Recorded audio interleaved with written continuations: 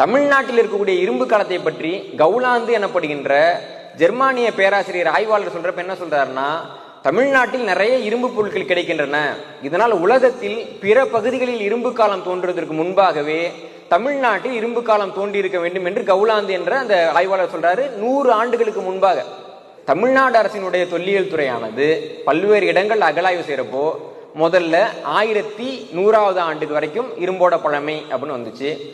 அப்புறம் 1900வது ஆண்டுன்னு வந்துச்சு, 2100வது ஆண்டுன்னு வந்துச்சு. கடைசியாக வந்த தமிழக இரும்பினுடைய பழமை என்ன தெரியுமா? கிமு 3350.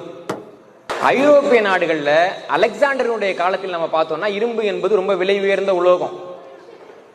அலெக்சாண்டர் காலத்திலே விலை உயர்ந்த உலோகம். அலெக்சாண்டர் போரஸ் என்ற மன்னனோடு போர் புரிகிறான். அந்த போரஸ் என்ற மன்னன் அப்புறம் நட்பாகிறார். அவர் அலெக்சாண்டருக்கு ஒரு பொருளை பரிசு கொடுக்கிறார். 30 பவுண்ட் எடை கொண்ட இரும்பு. ஒரு பேரரசனுக்கு அவர் கொடுத்த பரிசுங்கிறது 30 பவுண்ட் எடை கொண்ட இரும்பு என்று வரலாற்றில் எழுதுகிறார்கள். அப்ப அலெக்சாண்டருடைய காலம் வரைக்கும் இரும்பு என்பது ஐரோப்பிய நாடுகளிலே மிக விலை உயர்ந்த உலோகம்.